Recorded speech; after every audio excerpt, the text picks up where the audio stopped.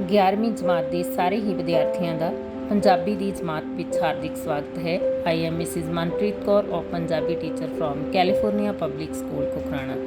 ਤੇ ਅੱਜ ਦਾ ਬੇਟੇ ਆਪਣਾ ਵਿਸ਼ਾ ਹੈ ਨਾਵਲ ਮੜੀ ਦਾ ਦੀਵਾ, ਜਿਹੜਾ ਕਿ ਗਿਆਨ ਪੀਠ ਪੁਰਸਕਾਰ ਪ੍ਰਾਪਤ ਪ੍ਰੋਫੈਸਰ ਗੁਰਦਿਆਲ ਸਿੰਘ ਜੀ ਦੁਆਰਾ ਲਿਖਿਆ ਗਿਆ ਹੈ। ਸਭ ਤੋਂ ਪਹਿਲਾਂ ਬੇਟੇ ਆਪਾਂ ਨਾਵਲ ਬਾਰੇ ਪੜ੍ਹਾਂਗੇ ਕਿ ਨਾਵਲ ਹੁੰਦਾ ਕੀ ਹੈ। ਠੀਕ ਹੈ, ਨਾਵਲ ਸ਼ੁਰੂ ਕਰਨ ਤੋਂ ਪਹਿਲਾਂ ਸਾਨੂੰ ਉਸ ਬਾਰੇ ਜਾਣਕਾਰੀ ਹੋਣੀ ਚਾਹੀਦੀ ਹੈ ਵੀ ਹੈ ਕੀ ਹੈ ਨਾਵਲ।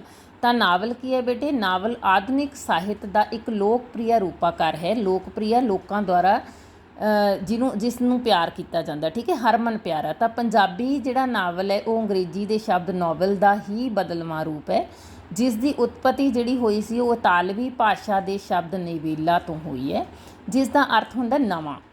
ਤਾਂ ਨਾਵਲ ਇੱਕ ਅਜਿਹੀ ਰਚਨਾ ਹੈ ਜੋ ਇੱਕ ਤੋਂ ਜ਼ਿਆਦਾ ਭਾਗਾਂ ਵਾਲੀ ਕਿਤਾਬ ਦੇ ਆਕਾਰ ਤੱਕ ਫੈਲੀ ਹੋਈ ਹੈ, ਜਿਸ ਦੇ ਵਿੱਚ ਆਮ ਕਰਕੇ ਕਈ ਅਧਿਆਏ ਹੁੰਦੇ ਹੈ। ਇਹ ਆਮ ਤੌਰ 'ਤੇ ਆਪਸ ਵਿੱਚ ਜੁੜੀਆਂ ਛੋਟੀਆਂ-ਛੋਟੀਆਂ ਕਈ ਕਹਾਣੀਆਂ ਨੂੰ ਆਪਣੇ ਵਿੱਚ ਸਮੇਟਦੀ ਅਤੇ ਗੁੰਦਦੀ ਹੋਈ ਇੱਕ ਵਿਸਤ੍ਰਿਤ ਕਹਾਣੀ ਹੈ। ਠੀਕ ਹੈ, ਇਹਦੇ ਵਿੱਚ ਛੋਟੀਆਂ-ਛੋਟੀਆਂ ਜਿਹੜੀਆਂ ਕਹਾਣੀਆਂ ਹੁੰਦੀਆਂ ਹੈ ਉਹਨਾਂ ਦਾ ਸੰਬੰਧ ਆਪਸ ਦੇ ਨਾਲ ਜੁੜਿਆ ਹੋਇਆ ਹੁੰਦਾ ਹੈ। ਤਾਂ ਇਸ ਤਰ੍ਹਾਂ ਬੇਟੇ ਇਹ ਨਾਵਲ ਹੈ ਜਿਹੜਾ ਉਹ ਛੋਟੇ ਆਕਾਰ ਦੀਆਂ ਕਹਾਣੀਆਂ ਤੋਂ, ਜਿਸ ਤਰ੍ਹਾਂ ਛੋਟੀਆਂ ਕਹਾਣੀਆਂ ਹੁੰਦੀਆਂ ਉਹਨਾਂ ਤੋਂ ਵੱਖਰੇ ਭਾਂਤ ਦੀ ਰਚਨਾ ਹੁੰਦੀ ਹੈ। ਇਹਨਾਂ ਦੇ ਵਿੱਚ ਪਾਤਰਾਂ ਦੇ ਜੀਵਨ ਦੇ ਹਰੇਕ ਪਹਿਲੂ ਨੂੰ ਪੇਸ਼ ਕੀਤਾ ਜਾਂਦਾ ਹੈ।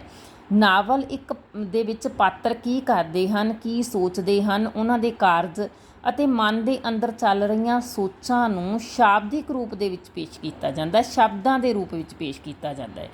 ਤਾਂ ਨਾਵਲ ਦੇ ਵਿੱਚ ਅਜਿਹੇ ਪਾਤਰਾਂ ਦਾ ਸਮੂਹ ਹੁੰਦਾ ਹੈ ਵੀ ਪਾਤਰ ਕਿਹੋ ਜਿਹੇ ਹੁੰਦੇ ਆ ਵੀ ਅਜਿਹੇ ਪਾਤਰਾਂ ਦਾ ਸਮੂਹ ਹੁੰਦਾ ਜੋ ਵਿਸ਼ੇਸ਼ ਸੱਭਿਆਚਾਰ ਅਤੇ ਸਮਾਜਿਕ ਆਲੇ ਦੁਆਲੇ ਵਿੱਚ ਵਿਚਰਦੇ ਸੱਚਮੁੱਚ ਦੇ ਇਨਸਾਨਾਂ ਦਾ ਅਕਸ ਜਾਪਦੇ ਹਨ।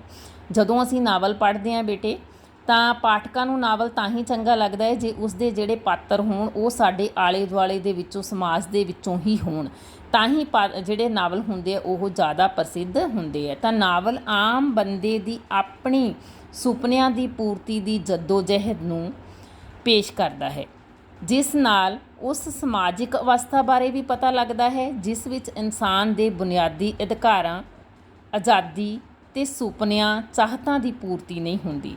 ਭਾਵ ਜਿਸ ਸਮਾਜ ਦੇ ਵਿੱਚ ਉਹ ਵਿਅਕਤੀ ਰਹਿ ਰਿਹਾ ਹੈ ਤਾਂ ਉਸ ਦੀ ਅਵਸਥਾ ਕਿਹੋ ਜਿਹੀ ਹੈ ਜਿਸ ਕਾਰਨ ਉਸਦੇ ਅਧਿਕਾਰ ਆ ਜਿਹੜੇ ਉਹ ਅਧਿਕਾਰਾਂ ਤੋਂ ਉਹ ਵਾਂਝਾ ਰਹਿ ਗਿਆ, ਜਾਂ ਉਹਨੂੰ ਆਜ਼ਾਦੀ ਨਹੀਂ ਮਿਲੀ, ਜਾਂ ਉਹਦੇ ਸੁਪਨਿਆਂ ਨੂੰ ਪੂਰਾ ਨਹੀਂ ਕੀਤਾ ਗਿਆ। ਤਾਂ ਇਹ ਇੱਕ ਅਜਿਹੀ ਕਾਲਪਨਿਕ ਕਹਾਣੀ ਹੁੰਦੀ ਹੈ ਜਿਸ ਦੀਆਂ ਜੜ੍ਹਾਂ ਜਿਹੜੀਆਂ ਉਹ ਹਕੀਕਤ ਦੇ ਵਿੱਚ ਹੁੰਦੀਆਂ। ਚਾਹੇ ਇਸ ਦੀ ਇੱਕ ਕਾਲਪਨਿਕ ਇਹ ਕਹਾਣੀ ਹੁੰਦੀ ਹੈ, ਇਹਦੀ ਕਲਪਨਾ ਕੀਤੀ ਜਾਂਦੀ ਹੈ, ਪਰ ਇਹਦੀਆਂ ਜੜ੍ਹਾਂ ਹੈ ਜਿਹੜੀਆਂ ਉਹ ਹਕੀਕਤ ਦੇ ਵਿੱਚ ਸੱਚਾਈ ਨੂੰ ਪੇਸ਼ ਕਰਦੀਆਂ ਹੁੰਦੀਆਂ। ਤਾਂ ਵੈਬਸਟਰ ਨੇ ਕੀ ਕਿਹਾ ਸੀ ਵੀ ਨਾਵਲ ਇੱਕ ਵਾਰਤਕ ਦੇ ਵਿੱਚ ਲਿਖੀ ਵੱਡੇ ਆਕਾਰ ਦੀ ਕਲਪਨਾ ਭਰਪੂਰ ਕਹਾਣੀ ਹੁੰਦੀ ਹੈ, ਜਿਸ ਦੇ ਵਿੱਚ ਮਨੁੱਖੀ ਜੀਵਨ ਦੀ ਅਸਲੀਅਤ ਨੂੰ ਸਾਕਾਰ ਕਰਨ ਵਾਲੇ ਪਾਤਰਾਂ ਅਤੇ ਉਹਨਾਂ ਦੇ ਕਾਰਜਾਂ ਦਾ ਵਰਣਨ ਹੁੰਦਾ ਹੈ। ਤਾਂ ਹੁਣ ਆਪਾਂ ਦੇਖਦੇ ਹਾਂ ਬੇਟੇ ਵੀ ਨਾਵਲ ਦੇ ਤੱਤ ਕਿਹੜੇ-ਕਿਹੜੇ ਹੁੰਦੇ ਆ। ਠੀਕ ਹੈ, ਨਾਵਲ ਦਾ ਜਿਹੜਾ ਸਭ ਤੋਂ ਮਹੱਤਵਪੂਰਨ ਤੱਤ ਹੈ ਉਹ ਹੈ ਕਥਾ ਜਾਂ ਕਹਾਣੀ। ਵੀ ਜੀਵਨ ਦੀ ਕਹਾਣੀ ਨੂੰ ਇੱਕ ਕਲਾਤਮਿਕ ਢੰਗ ਦੇ ਨਾਲ ਪੇਸ਼ ਕਰਨ ਨੂੰ ਨਾਵਲ ਦੀ ਰਚਨਾ ਕਹਿੰਦੇ ਹਨ। ਠੀਕ ਹੈ, ਤਾਂ ਅੱਗੇ ਹੈ ਬੇਟੇ ਪਾਤਰ ਅਤੇ ਪਾਤਰ ਉਸਾਰੀ। ਵੀ ਉਸ ਨਾਵਲ ਦੇ ਪਾਤਰ ਕਿਹੋ ਜਿਹੇ ਹੋਣੇ ਚਾਹੀਦੇ ਆ। ਪਾਤਰ ਨਾਵਲ ਦਾ ਸਭ ਤੋਂ ਜ਼ਰੂਰੀ ਤੱਤ ਹੈ। ਤਾਂ ਨਾਵਲ ਦੇ ਵਿੱਚ ਇੱਕ ਮੁੱਖ ਪਾਤਰ ਹੁੰਦਾ ਹੈ, ਬਾਕੀ ਉਸ ਦੇ ਆਲੇ ਦੁਆਲੇ ਇਸ ਤਰ੍ਹਾਂ ਘੁੰਮਦੇ ਹਨ ਜਿਵੇਂ ਸੂਰਜ ਦੇ ਦੁਆਲੇ ਗ੍ਰਹਿ। ਤਾਂ ਪਾਤਰ ਆ ਜਿਹੜੇ ਬੇਟੇ ਉਹ ਆਮ ਜ਼ਿੰਦਗੀ ਦੇ ਵਿੱਚ ਮਿਲਦੇ ਇਨਸਾਨਾਂ ਵਰਗੇ ਹੋਣੇ ਚਾਹੀਦੇ ਹਨ। ਉਹਨਾਂ ਦੀ ਸੋਚ, ਪਹਿਰਾਵਾ ਆਮ ਹੋਣਾ ਚਾਹੀਦਾ ਹੈ। ਤਾਂ ਕਿਉਂਕਿ ਲੇਖਕ ਨੇ ਪਾਤਰਾਂ ਦੇ ਨਿੱਜੀ ਵਿਚਾਰਾਂ ਅਤੇ ਗਤੀਵਿਧੀਆਂ ਦਾ ਸਧਾਰਨੀਕਰਨ ਕਰਨਾ ਹੁੰਦਾ ਹੈ। ਅੱਗੇ ਦੇਖੋ ਬੇਟੇ ਨੈਕਸਟ ਹੈ ਆਪਣੇ ਕੋਲੇ ਵਾਰਤਾਲਾਪ। ਵਾਰਤਾਲਾਪ ਹੁੰਦੀ ਹੈ ਬੇਟੇ ਗੱਲਬਾਤ। ਤਾਂ ਵਾਰਤਾਲਾਪ ਨਾਵਲੀ ਘਟਨਾਵਾਂ ਨੂੰ ਆਪਸ ਦੇ ਵਿੱਚ ਜੋੜਦੇ ਹਨ। ਨਾਵਲ ਦੇ ਵਿੱਚ ਜੋ ਘਟਨਾਵਾਂ ਪੇਸ਼ ਕੀਤੀਆਂ ਜਾਂਦੀਆਂ ਉਹਨਾਂ ਨੂੰ ਆਪਸ ਦੇ ਵਿੱਚ ਜੋੜਦੇ ਆ। ਕਹਾਣੀ ਉਹਦੇ ਨਾਲ ਰੌਚਕ ਬਣਦੀ ਆ, ਉਸ ਦੇ ਵਿੱਚ ਗਤੀਸ਼ੀਲਤਾ ਜਿਹੜੀ ਉਹ ਪੈਦਾ ਹੁੰਦੀ ਹੈ। ਤਾਂ ਵਾਰਤਾਲਾਪ ਆ ਜਿਹੜਾ ਉਹ ਵਾਤਾਵਰਨ ਅਤੇ ਸਥਿਤੀਆਂ ਦੇ ਅਨੁਸਾਰ ਹੋਣੇ ਚਾਹੀਦੇ ਹਨ। ਨੈਕਸਟ ਦੇਖੋ ਬੇਟੇ ਵਾਤਾਵਰਨ ਅਤੇ ਸਥਾਨਕ ਰੰਗਣ। ਤਾਂ ਮਨੁੱਖ ਦੇ ਵਿਕਾਸ ਦੇ ਵਿੱਚ ਬੇਟੇ ਭੂਗੋਲਕ, ਆਰਥਿਕ, ਸਮਾਜਿਕ, ਰਾਜਨੀਤਿਕ ਅਤੇ ਧਾਰਮਿਕ ਅਕੀਦੇ ਜਿਹੜੇ ਬਹੁਤ ਮਹੱਤਵਪੂਰਨ ਭੂਮਿਕਾ ਨਿਭਾਉਂਦੇ ਹੈ। ਮਨੁੱਖ ਜੋ ਵੀ ਹੈ ਉਹ ਸਿਰਫ ਮਨੁੱਖ ਨਿਰੋਲ ਰੂਪ ਦੇ ਵਿੱਚ ਖੁਦ ਹੀ ਨਹੀਂ ਹੁੰਦਾ, ਸਗੋਂ ਉਹ ਉਪਰੋਕਤ ਸਾਰੇ ਖੇਤਰਾਂ ਦਾ ਜਿਹੜਾ ਪ੍ਰਭਾਵ ਉਹ ਕਬੂਲਦਾ ਹੈ, ਭਾਵ ਉਹਦੇ 'ਤੇ ਆਰਥਿਕ ਪ੍ਰਭਾਵ ਵੀ ਹੁੰਦਾ ਹੈ, ਸਮਾਜਿਕ, ਰਾਜਨੀਤਿਕ ਅਤੇ ਧਾਰਮਿਕ ਪ੍ਰਭਾਵ ਵੀ ਹੁੰਦਾ ਹੈ। ਤਾਂ ਇੱਕ ਸਫਲ ਲੇਖਕ ਉਹੀ ਮੰਨਿਆ ਜਾਂਦਾ ਹੈ ਜੋ ਸਮੇਂ ਸਥਾਨ ਅਤੇ ਸਥਿਤੀਆਂ ਦੇ ਮੁਤਾਬਕ ਵਾਤਾਵਰਨ ਅਤੇ ਪਾਤਰਾਂ ਦੀ ਜਿਹੜੀ ਵੇਸ਼ਭੂਸ਼ਾ ਘੜ ਸਕੇ। ਤਾਂ ਇਹ ਸਭ ਜਾਣਕਾਰੀ ਜਿਹੜੀ ਲੇਖਕ ਨੂੰ ਹੋਣੀ ਬਹੁਤ ਜ਼ਰੂਰੀ ਹੈ। ਜਿਸ ਤਰ੍ਹਾਂ ਵੀ ਕਿਸੇ ਲੇਖਕ ਨੇ ਮੁਗਲ ਕਾਲ ਸਮੇਂ ਦੀ ਰਚਨਾ ਰਚਨੀ ਹੈ ਤਾਂ ਉਸ ਸਮੇਂ ਦਾ ਪਹਿਰਾਵਾ ਕੀ ਸੀ, ਬੋਲੀ, ਧਾਰਮਿਕ ਰੀਤੀ ਰਿਵਾਜ, ਜਿਹੜੇ ਉਹਨਾਂ ਬਾਰੇ ਉਸ ਲੇਖਕ ਨੂੰ ਜਾਣਕਾਰੀ ਹੋਣੀ ਹੈ ਜਿਹੜੀ ਉਹ ਬਹੁਤ ਜ਼ਰੂਰੀ ਹੈ। ਅੱਗੇ ਬੇਟੇ ਆਪਣੇ ਕੋਲੇ ਕੀ ਹੈ, ਉਦੇਸ਼। ਤਾਂ ਨਾਵਲ ਦਾ ਸਰੂਪ ਸੰਕਲਪ ਸਿੱਧੇ ਰੂਪ ਦੇ ਵਿੱਚ ਉਦੇਸ਼ ਨਾਲ ਜੁੜਿਆ ਹੁੰਦਾ ਹੈ, ਕਿਉਂਕਿ ਬਿਨਾਂ ਉਦੇਸ਼ ਤੋਂ ਕੋਈ ਵੀ ਰਚਨਾ ਸੰਪੂਰਨ ਨਹੀਂ ਹੁੰਦੀ। ਹਰ ਰਚਨਾ ਦੇ ਪਿੱਛੇ ਕੋਈ ਨਾ ਕੋਈ ਉਦੇਸ਼ ਆ ਜਿਹੜਾ ਉਹ ਜ਼ਰੂਰ ਹੁੰਦਾ ਹੈ। ਤਾਂ ਅੱਗੇ ਦੇਖੋ ਬੇਟੇ, ਭਾਸ਼ਾ ਸ਼ੈਲੀ ਕਿਹੋ ਜਿਹੀ ਹੁੰਦੀ ਹੈ। ਤਾਂ ਸ਼ੈਲੀ ਹੀ ਮਨੁੱਖ ਹੈ। ਸ਼ੈਲੀ ਹਰ ਲੇਖਕ ਦੀ ਵੱਖਰੀ ਅਤੇ ਮੌਲਿਕ ਹੁੰਦੀ ਹੈ। ਲੇਖਕ ਦੀ ਸਫਲਤਾ ਜਾਂ ਅਸਫਲਤਾ ਉਸ ਦੀ ਸ਼ੈਲੀ ਅਤੇ ਸ਼ਬਦਾਵਲੀ 'ਤੇ ਨਿਰਭਰ ਕਰਦੀ ਹੈ। ਮੱਧਕਾਲ ਦੇ ਵਿੱਚ ਜਿਵੇਂ ਹੀਰ ਦਾ ਕਿੱਸਾ ਕਈ ਲੇਖਕਾਂ ਨੇ ਲਿਖਿਆ, ਪਰੰਤੂ ਵਾਰਿਸ ਦੀ ਵਿਲੱਖਣ ਸ਼ੈਲੀ ਸਦਕਾ ਹੀ ਜਨ ਪ੍ਰਵਾਨ ਹੋਇਆ। ਤਾਂ ਸ਼ੈਲੀ ਤੋਂ ਹੀ ਨਾਵਲਕਾਰ ਦੀ ਸ਼ਖਸੀਅਤ ਦੀ ਜਿਹੜੀ ਪਹਿਚਾਣ ਹੁੰਦੀ ਹੈ। ਤਾਂ ਹਰੇਕ ਲੇਖਕ ਨੂੰ ਢੁਕਵੀਂ ਅਤੇ ਸਰਲ ਭਾਸ਼ਾ ਦਾ ਪ੍ਰਯੋਗ ਕਰਨਾ ਚਾਹੀਦਾ ਹੈ, ਠੀਕ ਹੈ, ਤਾਂ ਕਿ ਪਾਠਕ ਆ ਜਿਹੜੇ ਉਸ ਨੂੰ ਸਮਝ ਸਕਣ ਅਤੇ ਉਸ ਜਿਹੜੀ ਰਚਨਾ ਹੈ ਉਸ ਦਾ ਆਨੰਦ ਲੈ ਸਕਣ। ਤਾਂ ਅੱਗੇ ਬੇਟੇ ਆਪਾਂ ਮੜੀ ਦਾ ਦੀਵਾ ਨਾਵਲ ਜਿਹੜਾ ਕਿ ਗੁਰਦਿਆਲ ਸਿੰਘ ਜੀ ਨੇ ਲਿਖਿਆ ਹੈ ਤਾਂ ਉਹਨੂੰ ਪੜ੍ਹਾਂਗੇ, ਪਰ ਉਸ ਤੋਂ ਪਹਿਲਾਂ ਆਪਾਂ ਗੁਰਦਿਆਲ ਸਿੰਘ ਦੇ ਜੀਵਨ ਬਾਰੇ ਥੋੜ੍ਹਾ ਬਹੁਤਾ ਜ਼ਰੂਰ ਜਾਣਾਂਗੇ, ਤਾਂ ਹੀ ਆਪਾਂ ਉਹਨਾਂ ਦੇ ਨਾਵਲ ਨੂੰ ਪੜ੍ਹ ਸਕਦੇ ਹਾਂ ਚੰਗੀ ਤਰ੍ਹਾਂ। ਤਾਂ ਹੁਣ ਆਪਾਂ ਬੇਟੇ ਗੱਲ ਕਰਦੇ ਹਾਂ ਪ੍ਰੋਫੈਸਰ ਗੁਰਦਿਆਲ ਸਿੰਘ ਦੀ।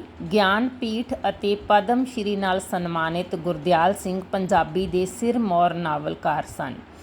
ਉਹਨਾਂ ਨੂੰ ਭਾਰਤ ਦੇ ਸਰਬ ਉੱਚ ਸਾਹਿਤਿਕ ਸਨਮਾਨ ਗਿਆਨਪੀਠ ਦੇ ਨਾਲ ਸਨਮਾਨਿਆ ਗਿਆ। ਤਾਂ ਗੁਰਦਿਆਲ ਸਿੰਘ ਨੇ ਇੱਕ ਤੋਂ ਵੱਧ ਸਾਹਿਤ ਵਿਧਾਵਾਂ ਦੀ ਰਚਨਾ ਕੀਤੀ ਹੈ, ਜਿਨ੍ਹਾਂ ਦੇ ਵਿੱਚ ਕੀ ਹੈ, ਨਾਵਲ ਵੀ ਹੈ, ਕਹਾਣੀਆਂ ਵੀ ਹੈ, ਨਾਟਕ, ਵਾਰਤਕ ਅਤੇ ਸਵੈ ਜੀਵਨੀਆਂ ਜਿਹੜੀਆਂ ਉਹ ਸ਼ਾਮਿਲ ਹਨ। ਪਰ ਇੱਕ ਨਾਵਲਕਾਰ ਦੇ ਵਜੋਂ ਉਹ ਵਧੇਰੇ ਪ੍ਰਸਿੱਧ ਹੋਏ ਹਨ। ਤਾਂ ਗੁਰਦਿਆਲ ਸਿੰਘ ਦਾ ਜਨਮ 10 ਜਨਵਰੀ 1933 ਈਸਵੀ ਨੂੰ ਜ਼ਿਲ੍ਹਾ ਫਰੀਦਕੋਟ ਦੇ ਪਿੰਡ ਭੈਣੀ ਫਤਿਹ ਵਿੱਚ ਪਿਤਾ ਸਰਦਾਰ ਜਗਤ ਸਿੰਘ ਅਤੇ ਮਾਤਾ ਸਰਦਾਰਨੀ ਨਿਹਾਲ ਕੌਰ ਦੇ ਘਰ ਹੋਇਆ।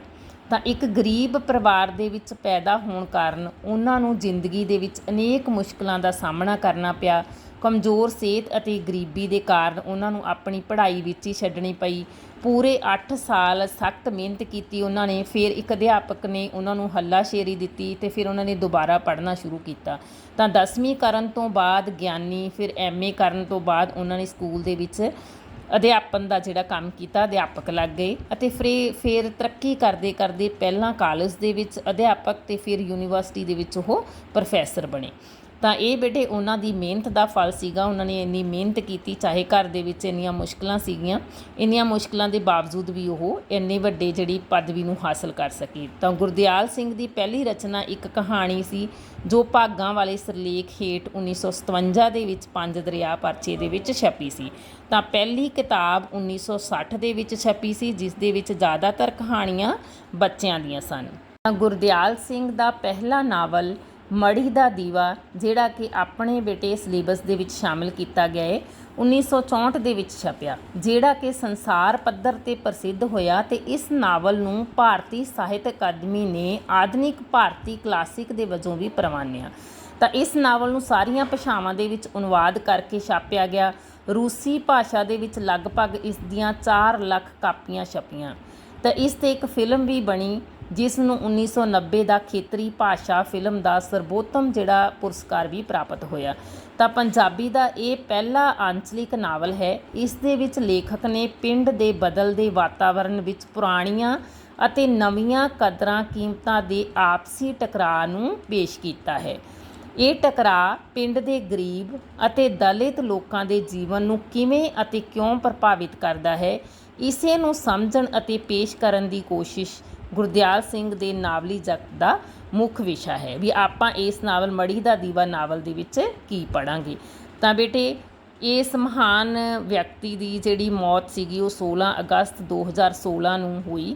ਤਾਂ ਇਸ ਫਾਨੀ ਸੰਸਾਰ ਨੂੰ ਉਹ ਅਲਵਿਦਾ ਕਹਿ ਗਏ 16 ਅਗਸਤ 2016 ਨੂੰ, ਜਿਹੜਾ ਕਿ ਇੱਕ ਪੰਜਾਬੀ ਸਾਹਿਤ ਦੇ ਲਈ ਬਹੁਤ ਵੱਡਾ ਘਾਟਾ ਹੈ, ਜਿਹੜਾ ਕਿ ਕਦੇ ਪੂਰਾ ਹੋਣ ਵਾਲਾ ਨਹੀਂ ਹੈ, ਕਿਉਂਕਿ ਇਹੋ ਜਿਹੇ ਬੱਚੇ ਸਾਹਿਤਕਾਰ ਹੁੰਦੇ ਆ ਉਹ ਰੋਜ਼-ਰੋਜ਼ ਪੈਦਾ ਨਹੀਂ ਹੁੰਦੇ, ਜਿਨ੍ਹਾਂ ਨੇ ਇੱਕ ਸਾਹਿਤ ਦੇ ਵਿੱਚ ਆਪਣਾ ਉੱਘਾ ਯੋਗਦਾਨ ਦਿੱਤਾ ਹੁੰਦਾ ਹੈ ਅਤੇ ਇੱਕ ਆਪਣਾ ਬਹੁਤ ਵੱਡਾ ਨਾਮ ਕਮਾਇਆ ਹੁੰਦਾ ਹੈ। ਤਾਂ ਆਪਾਂ ਅੱਗੇ ਦੇਖਾਂਗੇ ਬੱਚੇ ਵੀ ਇਹਨਾਂ ਦੀਆਂ ਕਿਹੜੀਆਂ-ਕਿਹੜੀਆਂ ਰਚਨਾਵਾਂ ਹੈ ਜਿਹੜੀਆਂ ਉਹ ਇਹਨਾਂ ਨੇ ਪੰਜਾਬੀ ਸਾਹਿਤ ਨੂੰ ਦਿੱਤੀਆਂ।